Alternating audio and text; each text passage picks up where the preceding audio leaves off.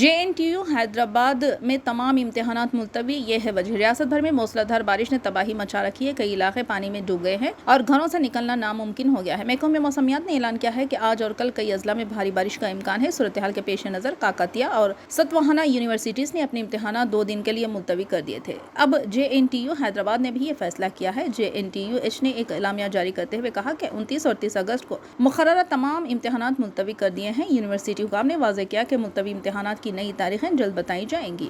NRI اور dwell courses seats کے لیے واک ان کاؤنسلنگ 30 اگست۔ یونیورسٹی رجسٹرار ودیا ساگر نے ایک بیان میں کہا کہ تلنگانہ ایگریکلچر یونیورسٹی میں NRI کوٹے کے تحت ہی SC agriculture community science BTech food technology اور ایگریکلچر انجینئرنگ کے خالی نشستوں کو پر کرنے کے لیے 30 اگست صبح 10 بجے واک ان کاؤنسلنگ ہوگی۔ اس روز دوپہر 2 بجے سے BSc dual degree courses agri university اور ویسٹرن سڈنی یونیورسٹی آسٹریلیا کے اشتراک سے کے لیے بھی واک ان کاؤنسلنگ ہوگی۔